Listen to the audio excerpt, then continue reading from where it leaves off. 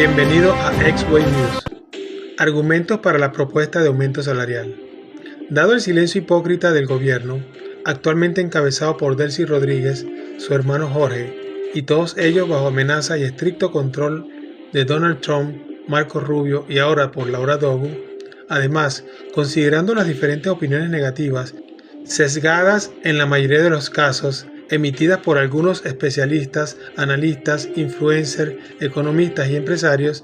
quienes al parecer prácticamente no les importa el actual nivel de pobreza de los venezolanos y por ello se oponen o consideran inviable el establecimiento de un sustancioso incremento de salarios en Venezuela que sea digno y beneficioso para todos los trabajadores, jubilados y pensionados. Entonces, a continuación ofrecemos nuestras argumentadas explicaciones de carácter constitucional, legal y técnica para que no nos dejemos confundir y así todos los ciudadanos podamos comprender, compartirlo y unirnos con la intención de exigir sin miedo un adecuado aumento salarial para su aplicación de forma inmediata en esta fase de transición. En tal sentido, consideramos los diferentes aspectos para poder exigir un pertinente y justo incremento salarial en Venezuela, especialmente en este contexto de crisis, inestabilidad, transición y recuperación política, social, económica y democrática.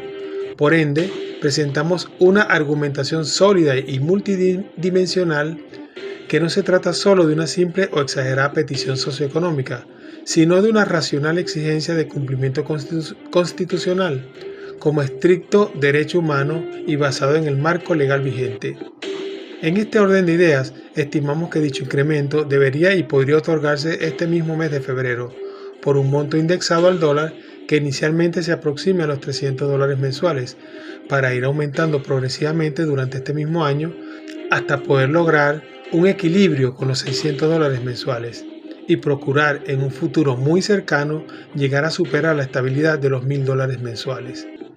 Dichas estimaciones son serias, racionales y bien fundamentadas, en primer lugar porque tenemos como pilar constitucional y argumento central e irrenunciable el artículo 91 de la Constitución de la República Bolivariana de Venezuela, referido a un salario suficiente y digno, cuyo mandato de suficiencia ahí expresado indica que todo trabajador tiene derecho a un salario que le permita vivir con dignidad y cubrir para sí y su familia las necesidades básicas materiales, sociales e intelectuales. Similarmente, se contempla como argumento real y de pertinencia el costo de la canasta básica, dado que la Constitución es muy explícita al respecto, al señalar que el salario mínimo vital debe ser ajustado cada año, tomando como referencia el costo de dicha canasta básica, lo cual ha sido reiteradamente incumplido por el gobierno de Nicolás Maduro, incluyendo a los hermanos Delcy y Jorge Rodríguez en los últimos años. De hecho, ofrecemos una de las maneras que podrían ser probatorias de las supuestas buenas intenciones y posible buena fe de quienes dicen fomentar ahora la reconciliación, honestidad, democracia y justicia en esta fase de transición. Dichas cordiales pruebas humanistas consisten, entre otras cosas, de establecer lo más rápido posible un adecuado equilibrio entre el salario y la canasta básica, porque en caso contrario, si ellos ignoran el desfase que existe entre el ingreso real de los trabajadores, jubilados y pensionados con el costo de la vida, se demostraría la absoluta y tangible hipocresía de ellos, dado el injusto fraude y omisión constitucional continuado. Además, especial atención se debería tener con respecto a la igualdad de ingresos para jubilados y pensionados, y se resalta que por mandato constitucional, específicamente en su artículo 80, se establece claramente que las pensiones y jubilaciones no pueden ser inferiores al salario mínimo urbano. Por lo tanto, cualquier aumento salarial para los trabajadores debería beneficiar equitativa y automáticamente a nuestros adultos mayores. Por otro lado,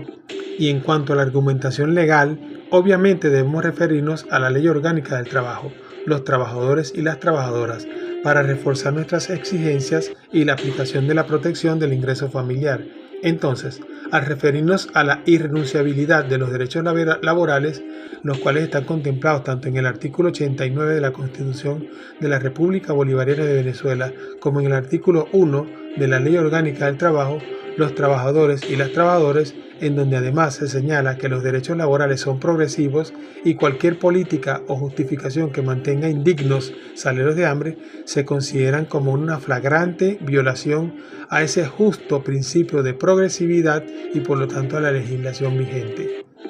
También debemos centrarnos en la justicia social, indicado en el artículo 18 de la Ley Orgánica del Trabajo, los trabajadores y las trabajadoras, detallando allí que el trabajo es parte imprescindible de un proceso social fundamental, siendo el salario digno un derecho humano, y con esclavistas salarios de hambre no hay libertad ni democracia plena.